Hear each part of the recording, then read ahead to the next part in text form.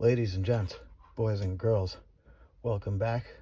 It's your boy, Know Your Stuff, with another video talking about gear, drinking beer. It's what we do here. Today we have a Bulldog Beer Company Sunflower Seed Hell's Lager out of Chicago, Illinois.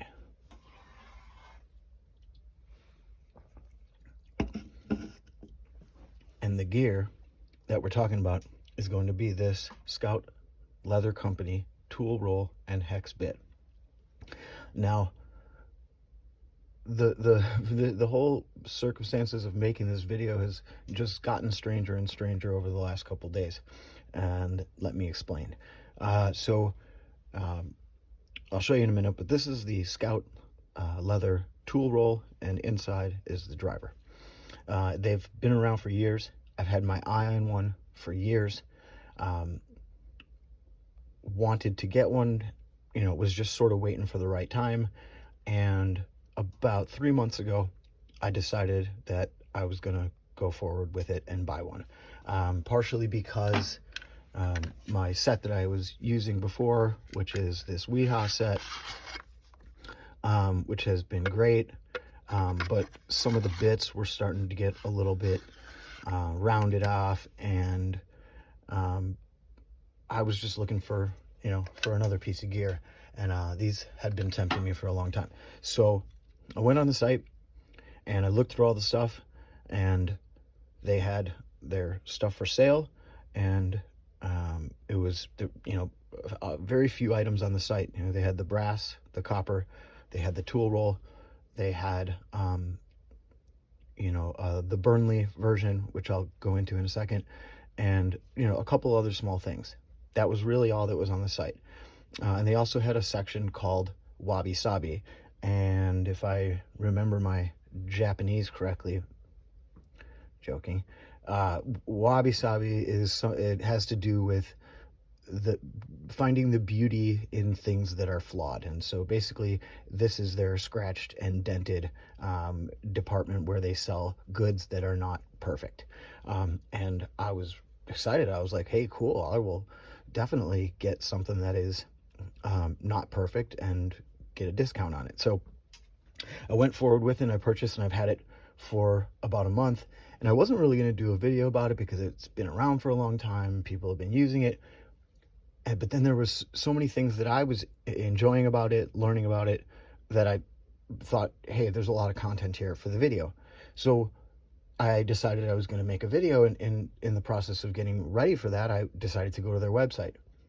Lo and behold, the whole entire website is different now. It has many versions of the screwdriver, titanium, anodized, all different kinds of products. I also happened to see in the EDC news community during the week that they are making this now for Columbia River Knife and Tool, CRKT. They're doing a tool roll, looks just like this. On here it says CRKT.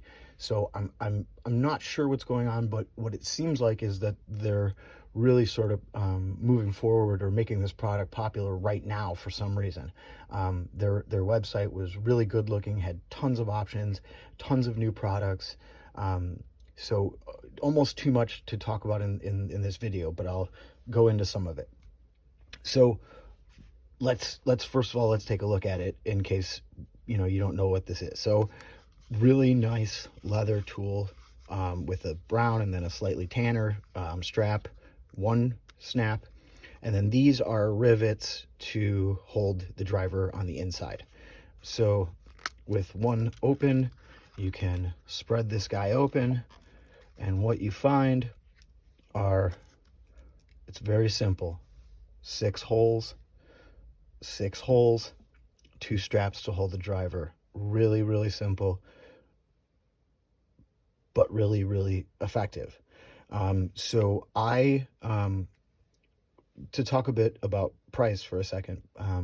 So on their site, they sell this driver, the brass driver, for $65 by itself. They sell the copper driver by itself, $65. If you buy either of them with the Weehaw bits that they sell, they're both $80. So brass copper by themselves, 65, brass copper with the bits, 80. You can also do a deal where you buy a brass and a copper and the bits, and they give you a little break, and the price is 120. They also sell the tool roll separately for $55, and then they have a million different combinations now of packages that you can buy with the driver. I can't go into them all, but you can check out the site, scoutleather.com. I'll probably put a link in the description. Then they had the Wabi Sabi area. There weren't any drivers available in it at the moment. There weren't any rolls in it available at the moment. But just to give you a bit of an understanding, the Wabi Sabi brass driver was $45, so that's $25 off of the $65 original price. And the Wabi Sabi tool roll was $40, and so that's $15 off the $55 price tag. So just to quickly get into the Wabi Sabi part of it, when I received this, I took it out and inspected it to find what they considered to be a flaw or an imperfection. And the only thing that I could find, and I don't know if you're even going to be able to see it, but it's right there. The knurling kind of comes up into this third section. That's really the only imperfection that I could find. And on the tool roll, I really couldn't find anything. So these guys obviously have a really high expectation in terms of their quality control, and even the most minor defects are considered an imperfection and brought into the Wabi Sabi area. I think it's amazing. I think it's admirable. I think it's, the right thing to do. To get into the tool, first off, it's a machined brass. They obviously spin this on a lathe. They put this knurling in on these two knobs here. The Burnley edition, Lucas Burnley, if you don't know, is another maker. They obviously made another edition for him. It's called the Big Boy. I believe that this part is a little bit bigger and the knurling goes up a little bit further. This is their standard brass driver. It comes with the shaft here. It takes 1/4-inch hex bits, and it has a bearing on top, so that when you have it in your hand, you're able to turn it freely. I think that's awesome. I had that on my old Weehaw driver, loved it. It's perfect for doing really good, delicate work, and feeling really what you're doing. So when I received it, this bearing had these bearing covers on both the top and the bottom, and when you tried to give it a spin, it was very sluggish. It wouldn't really rotate too many times. Not that that's important, but I kind of was a former member of the fidget spinner community back in the day, and so had experience with bearings and stuff, and I just kind of like to be able to play with these things like this.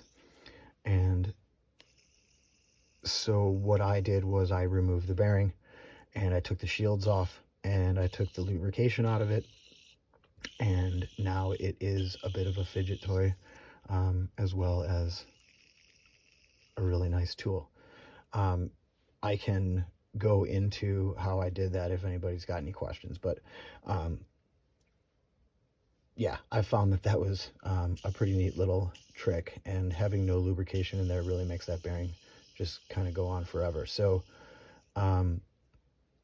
the driver slides in to just these two small leather straps. The bits are just held in sort of by the lip of the bit hanging up on this leather, and you can store 12 bits, 6 on each side. It rolls up like this, snaps like that, and you're on your way. So when I first received this and I bought the bits from them, I got the bit set, and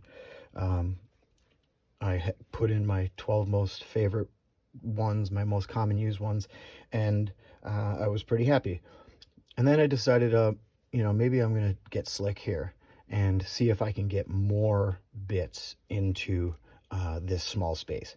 And I found online that Weha sold a kit of double-ended bits, and therefore if I had 12, I would then have 24.